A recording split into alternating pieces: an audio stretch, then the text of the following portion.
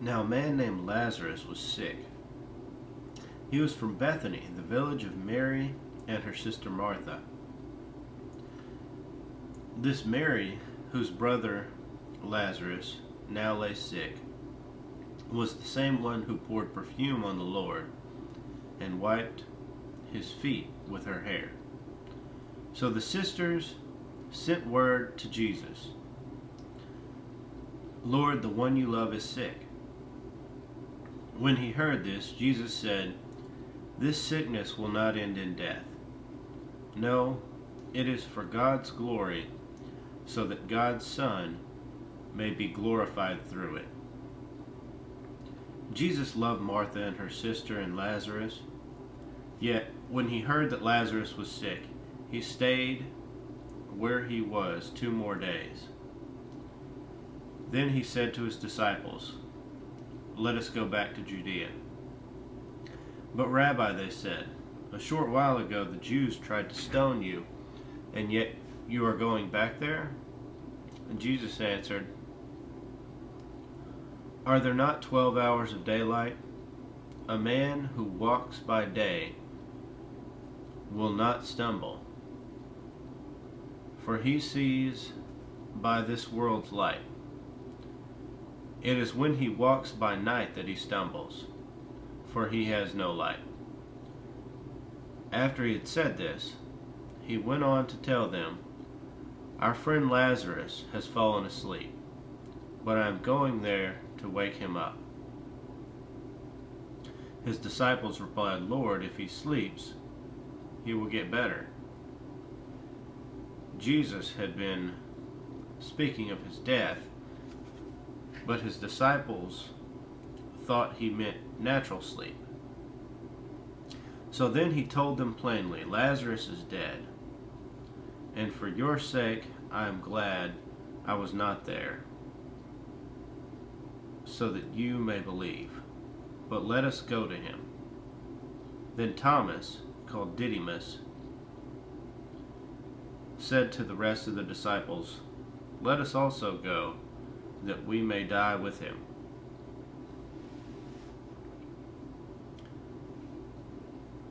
On his arrival, Jesus found that Lazarus had already been in the tomb for 4 days.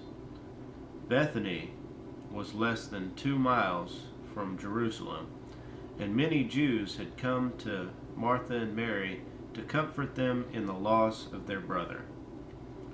When Martha heard that Jesus was coming, she went out to meet him, but Mary stayed at home. "Lord," Martha said to Jesus, "if you had been here, my brother would not have died. But I know that even now God will give you whatever you ask." Jesus said to her, "Your brother will rise again." Martha answered, "I know he will rise again in the resurrection at the last day." Jesus said to her, "I am the resurrection and the life. He who believes in me will live, even though he dies, and whoever lives and believes in me will never die." "Do you believe this?" "Yes, Lord," she told him. "I believe that you are the Christ, the Son of God, who is to come into the world." And after she said this, she went back and called her sister Mary aside. "The teacher is here," she said, "and is asking for you." When Mary heard this, she got up quickly and went to him. Now Jesus had not yet entered the village, but was still at the place where Martha had met him. When the Jews who had been with Mary in the house comforting her, noticed how quickly she got up and went out, they followed her, supposing she was going to the tomb to mourn there. When Mary reached the place where Jesus was and saw him, she fell at his feet and said, "Lord, if you had been here, my brother would not have died." When Jesus saw her weeping, the Jews who had come along with her, also weeping. He was deeply moved in the spirit and troubled. "Where have you laid him?" he asked. "Come and see, Lord," they replied. Jesus wept. Then the Jews said, "See how he loved him." But some of them said, "Could not he who opened the eyes of the blind have kept this man from dying?" Jesus, once more deeply moved, came to the tomb. It was a cave with a stone laid across the entrance. "Take away the stone," he replied. "But Lord," said Martha, the sister of the dead man, "by this time there is a bad odor, for he has been there 4 days." Then Jesus said, "Did I not tell you that if you believe, you would see the glory of God?" So they took away the stone. Then Jesus looked up and said, "Father, thank you that you have heard me. I know that you always hear me, but I said this for the benefit of the people standing here, that they may believe that you sent me." When he had said this, Jesus called in a loud voice, "Lazarus, come out." The dead man came out, his hands and feet wrapped with strips of linen, and a cloth around his face. And Jesus said to them, "Take off the grave cloths and let him go." Therefore many of the Jews who had come to visit Mary and had seen what Jesus did put their faith in him. But some of them went to the Pharisees and told them what Jesus had done.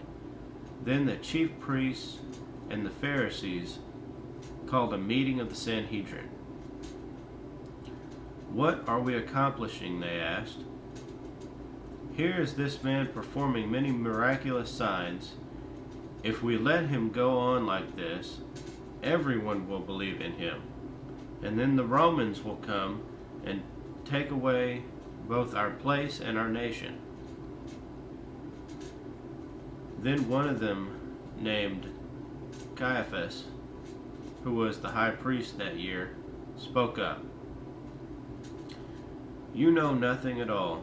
You do not realize that it is better for you that one man die for the people than that the whole nation perish."